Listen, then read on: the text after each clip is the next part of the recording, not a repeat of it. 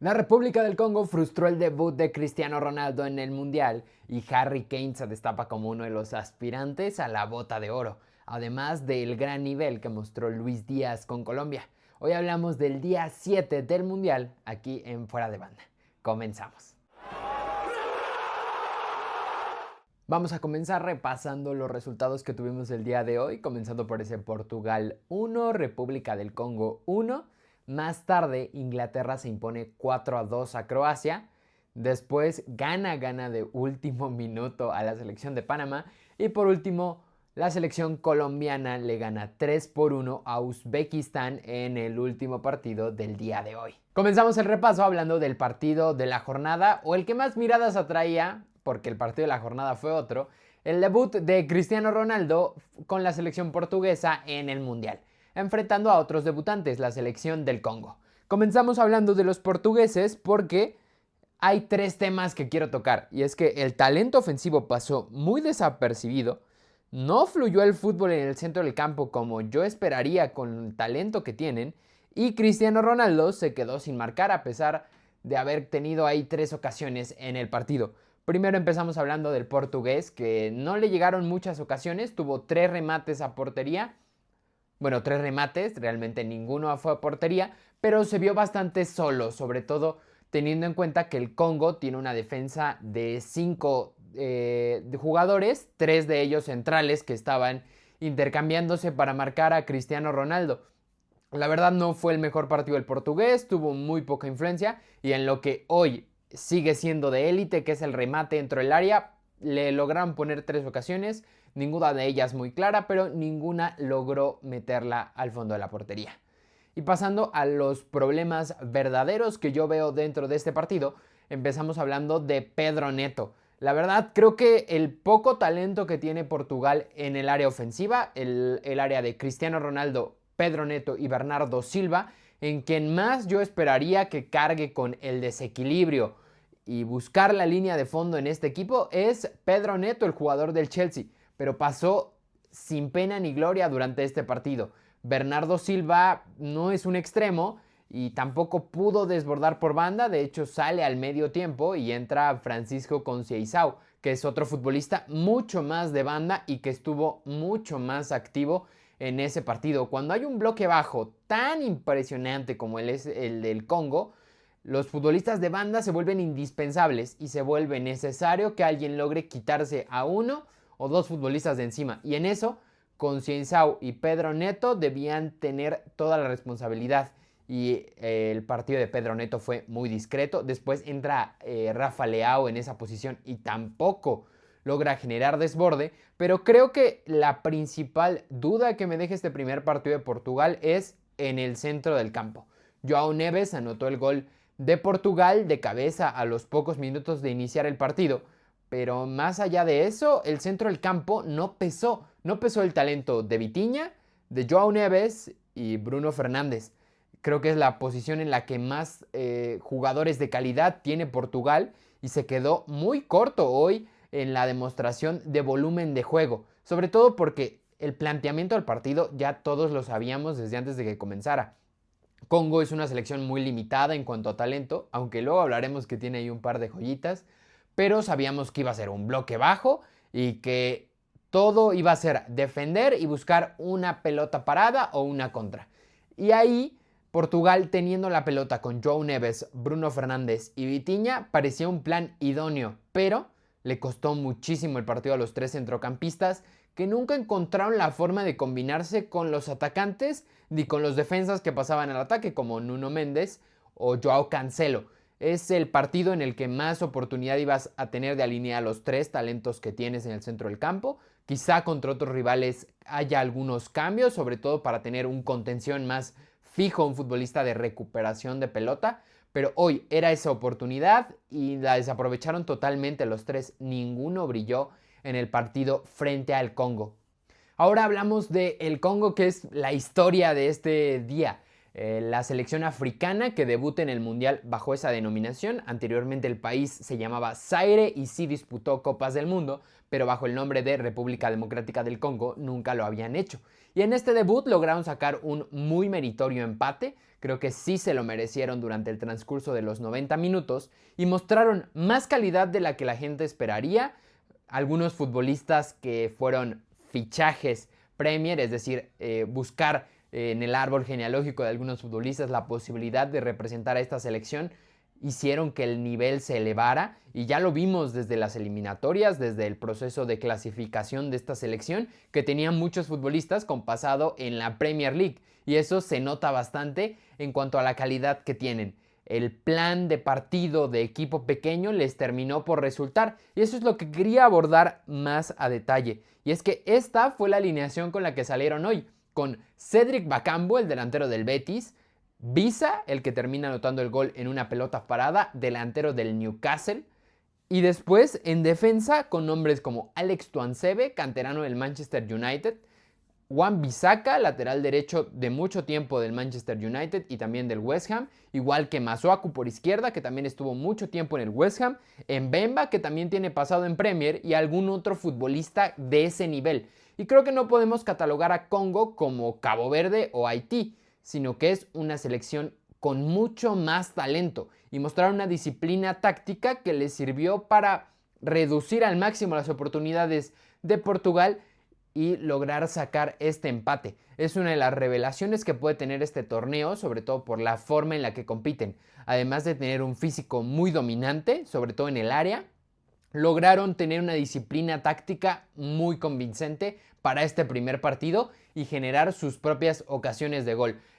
Sí era un equipo que con la velocidad de Bakambu o los balonazos a Visa lograban sacar a Portugal de ese plan de partido en el que ellos dominaron la pelota. Creo que el Congo va a ser una buena revelación durante este torneo, no sabemos hasta dónde le dará. Va a ser muy interesante ese partido frente a Colombia y también frente a Uzbekistán. Yo quiero ver cómo les va frente a Uzbekistán, por ejemplo, un rival diferente con el que sí van a tener que tener más la pelota y también cómo es ese planteamiento frente a la selección de Colombia, pero por el momento muy contento con la demostración que hicieron el día de hoy. Y el partido de la jornada fue claramente ese Inglaterra 4, Croacia 2. Vamos a empezar hablando del equipo inglés que hoy demostró con Harry Kane, anotó 2 de los 4 goles de su selección y mostró que es el inicio y el final de todas las jugadas para el equipo de los Three Lions. Y después Tuchel, que mostró todas sus variaciones en el centro del campo. Vamos a hablar a detalle de esos cambios que hizo Thomas Tuchel. Mover a Reece James al centro del campo, bajar a Bellingham, meter a Morgan Rogers. Fue bastante versátil la situación en el fútbol inglés. Y también la preocupante para mí, la principal duda que me generó el volumen de juego de los ingleses. Comenzamos hablando del partido de Harry Kane, que fue espectacular. Marcó un gol de penalti después de haberlo fallado y que se tuviera que repetir porque el arquero Livakovic se adelantó ante la ejecución del delantero inglés, se repitió y volvió a tirar al mismo sitio y ahora sí anotó. Y después en un córner, un muy buen remate de cabeza. Harry Kane es el futbolista diferencial de este equipo y un delantero total. Sale del área, se combina con otros futbolistas, tuvo sacrificio defensivo y en el área es implacable. Gran momento en el que llegó Harry Kane después de una grandísima temporada en el Bayern Múnich y le queda como anillo al dedo esta selección. Y hablando de Thomas Tuchel, me parece el hombre clave para que esta selección inglesa logre trascender en el torneo. Es posiblemente el mejor entrenador que hay entre las diferentes selecciones. Un campeón de Champions con el Chelsea, que ya demostró que a eliminación directa es un rival durísimo. También llegó a una final con el PSG de la Champions. Es un entrenador que sabe muy bien conformar bloques defensivos. Y por eso me sorprendió que fuera tan débil la defensa inglesa. Las pocas ocasiones que logró generar Croacia fueron muy claras. Y creo que es ahí donde tiene que mejorar. Hizo una convocatoria totalmente de autor, sacando a futbolistas importantísimos como Cole Palmer, Phil Foden de la alineación, dejándolos fuera de la convocatoria, y trajo a otros jugadores que son más de su partida, como Anthony Gordon, Rashford, Reece James, incluso la llegada de Trevor Chalobah a último minuto tras la baja de Tino Livramento. Y sobre todo mostró esa versatilidad táctica en el centro del campo. Elliot Anderson es indiscutible, pero inició el partido acompañado de Declan Rice, otro de los mejores mediocampistas del mundo. Lo terminó sacando en uno de sus cambios, bajando a Jude Bellingham, metiendo a Morgan Rogers de media punta, que dejó un pase increíble en una de las jugadas del final del partido. Y después saca a Bellingham y mueve a Reece James al centro del campo, metiendo a Jed Spence por la lateral derecha. Me parece que mostró que es un entrenador que es más avanzado que la mayoría de entrenadores que vemos en el fútbol de clubes, digo de selecciones. Y esa es la principal virtud. Hasta donde le dé a Thomas Tuchel para sacarle el máximo rendimiento a este equipo es a donde llegará Inglaterra. Creo que puede convertirse en un rival durísimo en eliminación directa en los partidos de cuartos de final, semifinal o incluso la gran final del torneo. Y creo que él es la principal carta que puede decir hasta dónde llega Inglaterra. Y la calidad de sus futbolistas está fuera de toda duda, pero sobre todo en defensa hoy dejaron muchas dudas porque una selección croata que no es muy talentosa les generó ocasiones como para anotarles 2 goles y después por ahí hubo algunos pasajes del segundo tiempo en el que el 3-3 no estuvo nada lejos. Al final entra Marcus Rashford y mete el último gol para sentenciar el partido y que ahora sí Inglaterra esté de fiesta por este debut mundialista. Y respecto a la selección de Croacia, creo que fue muy claro que ya no da más la generación que los llevó a la final de 2018 y a semifinales en 2022. Solo quedan Perisic y Modric de ese equipo y el talento no sobra en esta selección croata que dejó, en mi opinión, algo que desear. Fueron muy competitivos a lo largo del partido, pero no mostraron esos destellos de calidad que sí tenía el equipo de 2018 y 2022. Ivan Perisic sigue siendo uno de los futbolistas más diferenciales que tiene este equipo y creo que eso define por completo el nivel de esta selección. No hay futbolistas en ataque que logren darle ese punto de calidad al equipo y se le acaba la gasolina muy pronto a Luka Modric y a Ivan Perisic como para seguir carreando esta selección.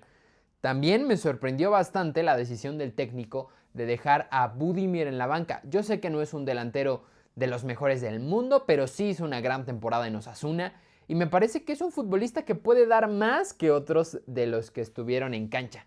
La entrada de Kramaric tampoco aportó mucho y creo que Budimir era, sobre todo contra la defensa de Inglaterra, contra los centrales como Konsa o Stones, creo que pudo haber generado más ocasiones. Me sorprende que no terminara por entrar ni siquiera de suplente. Me sorprendió no verlo en el 11 titular y me sorprendió no verlo ingresar desde la banca. Sé que no ha sido de los más utilizados por el entrenador, pero sí creo que Budimir es un futbolista que puede aportar ese punto de calidad al ataque croata. Veremos si logra tener minutos en otros partidos y cómo lo termina haciendo Croacia, que creo que sí va a lograr avanzar de grupos y va a ser un rival muy difícil de batir en el 1 contra 1 ya en la ronda definitoria. Y hoy también tuvimos el Ghana versus Panamá en uno de los partidos más olvidables de este mundial. Terminó ganando Ghana sobre la hora.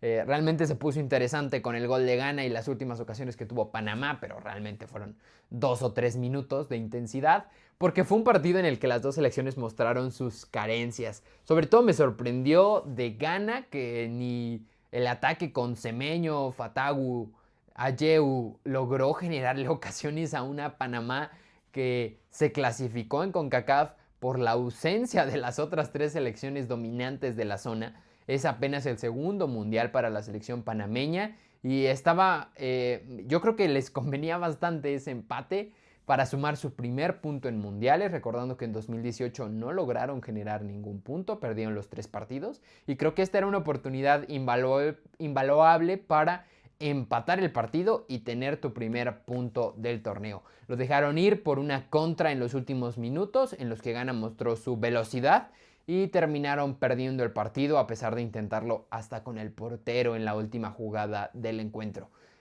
Ambas selecciones mostraron su carencia de talento, sobre todo ofensivo. En Panamá, por ejemplo, Carrasquilla tampoco pudo jugar, que es uno de los futbolistas más talentosos, que ahí puede ordenar el centro del campo. Y de cara a los próximos partidos de gana, creo que son 3 puntos de oro. En este mundial, con la clasificación de los mejores terceros lugares, sacar ya 3 puntos te hace la mitad del trabajo. Creo que con conseguir un empate ante alguna de las dos selecciones, ya estás asegurando tu boleto en la siguiente ronda y ya con esos 3 puntos puedes empezar a hacer matemáticas para ver si te clasificas. Por eso era tan importante que alguien ganara este partido y Ghana supo aprovechar sus oportunidades. Y por último vamos a platicar sobre ese debut de la selección colombiana que venció 3-1 a Uzbekistán. Y vamos a repasar los mismos 3 puntos, empezando por hablar de Luis Díaz, que es el crack de esta selección. Es el futbolista diferente, genera tanto el primero como el segundo gol. Un muy buen pase de Luis Díaz hacia Daniel Muñoz para abrir el marcador y después en una contra, con algo de suerte, con un poco de colaboración del portero de Uzbekistán, termina marcando su gol, que fue el que le dio la ventaja a Colombia, que después metería el 3-1 ya en el tiempo agregado. Pero creo que lo que más podemos rescatar de esta selección es la gran actuación de Luis Díaz. Mantiene ese nivel que mostró durante la temporada europea en el Bayern Múnich y es uno de los mejores extremos del mundo. La selección colombiana funciona mejor cuando Luis Díaz tiene tiempo para pensar y desarrollar su fútbol, ya que mostró más calidad que el regate y la velocidad, que era lo que le caracterizaba al principio de su carrera. Hoy demostró tener gol y también una capacidad de pase impresionante. Más allá de él, creo que la selección colombiana mostró muy buenos minutos de fútbol, pero también se le fue acabando la gasolina, algo un poco extraño. La verdad sí me sorprendió, sobre todo porque Uzbekistán no era una selección que imprimiera un gran ritmo al partido y Colombia fue bajando y bajando y bajando la intensidad. Hasta que uno de los cambios, Cucho Hernández, es el que termina peleando una pelota, demostrándoles el camino a sus compañeros y metiendo el pase para el 3-1 de Capaz o Capraz. Olvidé un poco su nombre. Pero sí, me sorprendió que la selección colombiana bajara tanto el ritmo de partido y no supiera cerrar. Creo que la defensa sigue siendo bastante endeble, aunque Uzbekistán no representó ningún peligro. El gol que terminó siendo el empate, aunque después Colombia logró reaccionar, fue una jugada bastante de suerte, bueno, entre mala suerte de Camilo Vargas y un error que en mi opinión tiene el portero de Atlas. Bloquea de una forma muy extraña la pelota, como con el abdomen, y le termina rebotando en el poste, saliendo hacia atrás, y el delantero de Uzbekistán entra solo para empujarla. Creo que fue una combinación entre la mala ejecución de Camilo y mala suerte, pero sí, Uzbekistán mostró muy poquito en este partido. Creo que será último de grupo, viéndolo visto ante Portugal y República del Congo. Por lo que se le abre una gran oportunidad al Congo de intentar ganar a Uzbekistán y soñar con clasificar a la siguiente ronda. Y Colombia es un rival muy serio y hoy lo demostró, sobre todo en lo mental. Me parece que esa era la parte más que podía yo dudar más de la selección colombiana. Y hoy demostró ser un rival serio y mostrar esa capacidad para abrir resultados en partidos como este. Creo que eso es lo que diferencia a las grandes selecciones de otras. El poder dar un buen rendimiento ante también los rivales pequeños que también cuentan en este mundial y que permitirán tener un avance mucho más tranquilo. Veremos hasta dónde les da a esta selección y creo que Luis Díaz es ese futbolista que dirá dónde está el techo de esta selección colombiana, pero por el momento los tiene líderes de grupo en esta primera jornada. Y con los partidos de hoy, este séptimo día de la Copa del Mundo, se terminaron la primera jornada de la fase de grupos. Mañana ya comienzan los segundos partidos y esos son los que les mostramos aquí, empezando por Chequia contra Sudáfrica a las 10 de la mañana, un partido que República Checa tiene que ganar sí o sí. Y también Sudáfrica mostrar algo más que en el debut. Creo que todos nos quedamos esperando algo más, sobre todo con las actuaciones que luego dieron las selecciones africanas. A la 1 p.m. tendremos Suiza versus Bosnia. En ese grupo que todos tienen un punto. Veremos si Suiza logra capitalizar algunas de sus ocasiones, porque generó muchas frente a su otro rival en el anterior partido. Y veremos si esta oportunidad sí logra llevarse los 3 puntos. Canadá contra Qatar, en un duelo que va a buscar Canadá su primera victoria en el Mundial. a las 4 de la tarde. Y para finalizar, México contra Corea en el partido que parece ser el que se definirá el primer lugar del grupo A. Veremos si la selección mexicana logra imponerse ante Corea, que dejó muy buenas sensaciones en el primer partido.